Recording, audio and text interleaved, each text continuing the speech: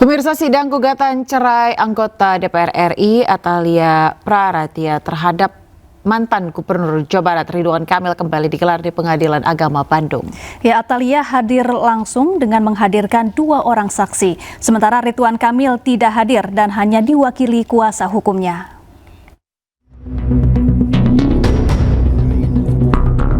Sidang gugatan cerai Atalia Praratia dengan mantan Gubernur Jawa Barat Ridwan Kamil kembali digelar di Pengadilan Agama Bandung, Jawa Barat. Agenda sidang kedua adalah pembacaan tuntutan yang dilaksanakan secara tertutup. Pada sidang tersebut, Atalia menghadirkan 2 orang saksi, seorang asisten rumah tangga dan kakak kandungnya. Sedangkan Ridwan Kamil tidak hadir dan hanya diwakili kuasa hukumnya. Tadi sudah dilakukan pemeriksaan saksi dan bukti-bukti dari kedua belah pihak. Jadi proses persidangan sudah dilakukan oleh penggugat tergugat. Ya, pada intinya berjalan dengan baik. Gitu. Berarti gugatan sudah dibacakan? Sudah, gugatan sudah dibacakan. Terus jawaban dari Pak RK juga sudah disampaikan. Saksi? Saksi dari Ibu Atalia sudah diperiksa juga. Ada 2 orang. Seluruh rangkaian sidang kedua meliputi pembacaan tuntutan, replik, duplik, serta keterangan para saksi. Sementara itu, saat dikonfirmasi mengenai adanya pihak ketiga yang menjadi penyebab perceraian, tim kuasa hukum Atalia menyangkal hal tersebut. Terkait nama-nama ya yang beredar seperti AKLM terus SM, saya pastikan juga itu tidak pernah ada di dalam isi gugatan, sehingga justru kami heran juga nih, netizen melebihi dugaan dari isi gugatan kami. Sementara itu, dalam persidangan kedua ini, sejumlah kerabat dan sahabat terlihat hadir memberikan dukungan moral kepada Atalia. Dari mulai pembacaan gugatan, kemudian juga jawaban gugatan, replik, duplik, termasuk juga tadi penyampaian oleh para saksi. Jadi yang tinggal proses berikutnya adalah kita menunggu simpulan dan juga nanti keputusan.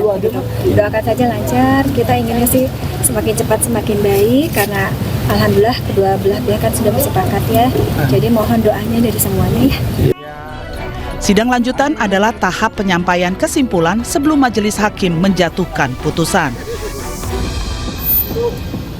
Kita ke informasi lain, pemirsa. 17 terdakwa dalam kasus kematian Prada Luki Cepri telah menjalani sidang vonis. Ya, 17 terdakwa divonis dengan masing-masing hukuman 6 dan 9 tahun penjara serta pemberhentian tidak dengan hormat.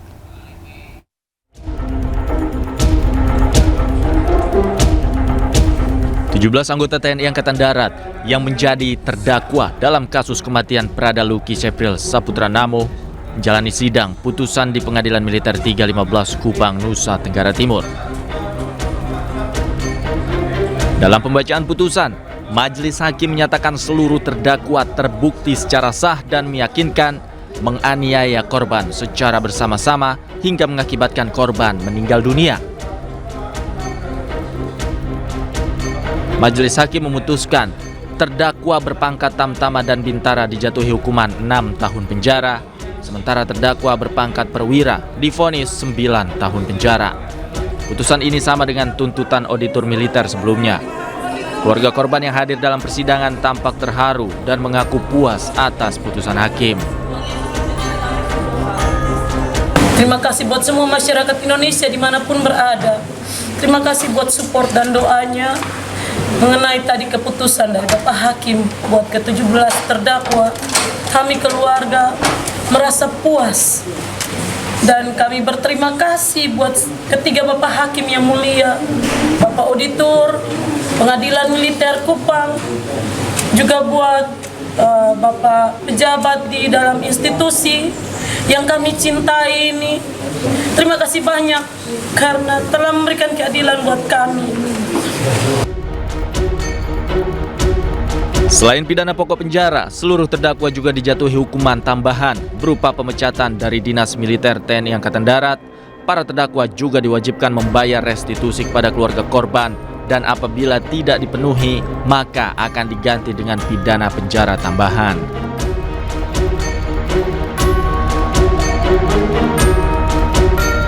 Prada Lukinamo merupakan prajurit dari Yonif TP834 Uwaka Ngamere yang meninggal dunia pada 6 Agustus lalu, diduga akibat mengalami penganiayaan di dalam barak oleh para seniornya. Prada Luki sempat dirawat secara intensif di ICU RSUD Airamo, Kabupaten Nagekeo, sebelum akhirnya meninggal dunia. Dari Kupang, Nusa Tenggara Timur, Eman Suni, iNews melaporkan. Pemirsa, juru bicara Partai Demokrat Herzaki Mahendra meminta semua pihak untuk fokus pada penanganan bencana Sumatera. Ya, hal ini ia sampaikan lantaran banyaknya tudingan atau pengalihan isu politik yang menyeret Partai Demokrat di tengah situasi bencana.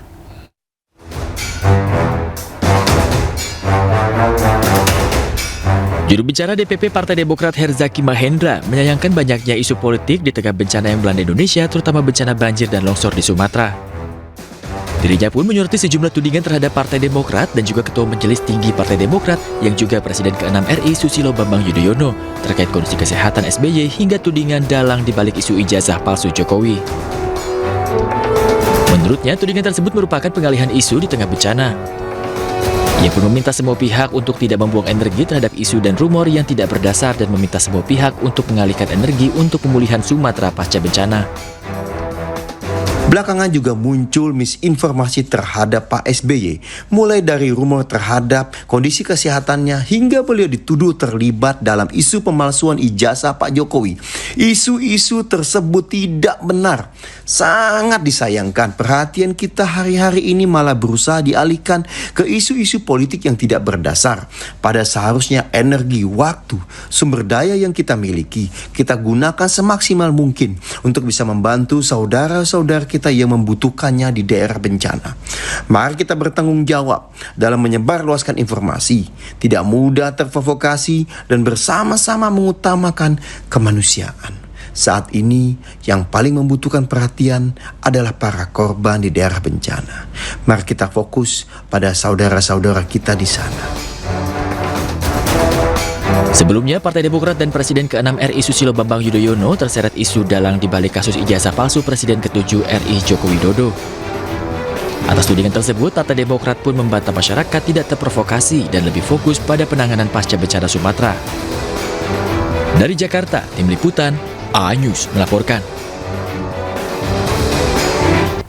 Pemirsa, kreator konten Ramon Doni Adam atau DJ Doni melaporkan 2 teror yang dialaminya ke Polda Metro Jaya. Ya, DJ Doni yang aktif mengkritik pemerintah mendapat kiriman bangkai ayam dan lemparan bom Molotov.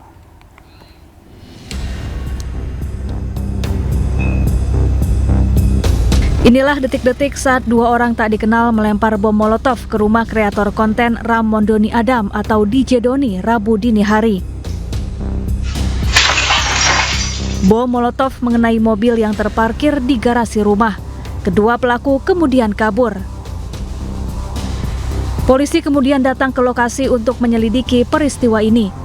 Tidak ada kerusakan serius akibat pelemparan bom sebab bom langsung padam sesaat setelah dilemparkan. DJ Doni menyebut aksi pelemparan bom Molotov ini merupakan bentuk teror dan ancaman. Ia lalu melaporkannya ke Polda Metro Jaya. Terus kemudian 2 hari kemudian subuh tadi tanggal 31 dini hari pukul 3.12 ada 2 orang mengarah dari taman sana datang ke sini sampai depan rumah saya, mundur sedikit baru melempar bom Molotov. Itu pas bom Molotovnya dilempar itu mengenai apa, Pak? Kena tembok. Tembok ini terus ke bawah. Pecahan Molotovnya kena mobil semua. Tadi ada mobil sini. Selain ada 2 ancaman, kasus ancaman itu ada ancaman lain, Pak? Nggak ada. Sudah dilaporkan ke Polda ya, Pak? Sudah langsung Polda laporkan.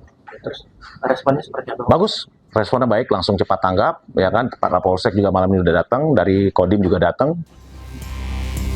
Sebelumnya DJ Doni juga menerima kiriman bangkai ayam. Paket misterius itu diterima Senin lalu dalam kondisi berlumuran darah.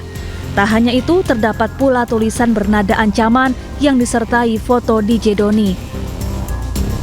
DJ Doni dikenal sebagai kreator konten yang aktif mengkritik pemerintah, mulai dari program-program pemerintah, penegakan hukum, penangkapan aktivis, masalah lingkungan, hingga penanganan bencana di Sumatera. Tim Liputan iNews melaporkan. Lu gak usah takut kalau bersuara ya. Ya, diduga sering mengkritisi penanganan bencana Sumatera, influencer aktivis Shirley Anavita mendapat ancaman teror. Teror diterima berupa lemparan telur hingga ancaman melalui pesan tertulis. Shirley baru keluar dari tempat tinggal dan Shirley mendapati ini di depan ada satu kantong telur yang sudah dilemparkan dan ini pecahannya teman-teman bisa lihat sampai ke sana, di sana. Dan tadi di depan sini Shirley juga mendapati gulungan kertas kayak gini. Shirley belum buka ini isinya apa. Dan di depan ternyata mobil juga dicoret atau dipiloks warna merah begini. Dan di samping juga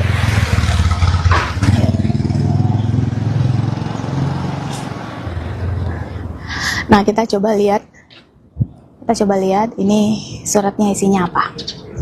Kita coba buka ya.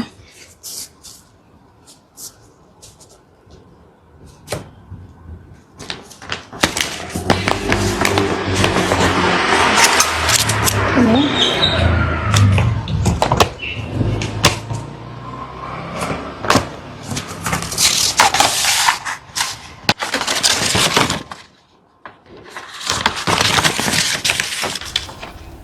Pemirsa, tidak hanya Shirley, manajer kampanye iklim energi Greenpeace Indonesia, Iqbal Damanik juga diteror. Ya, Iqbal dikirimi bangkai ayam di teras rumahnya. Greenpeace Indonesia menduga kiriman ini sebagai teror terhadap kerja-kerjanya. Terlebih, Iqbal Damanik belakangan kerap menayangkan unggahan tentang banjir Sumatera dan respons pemerintah dalam menangani bencana yang menelan korban lebih dari 1.000 jiwa. Greenpeace mengecam maraknya upaya teror terhadap masyarakat sipil. Menurut Greenpeace, kritik seharusnya menjadi masukan untuk perbaikan, bukan dianggap ancaman.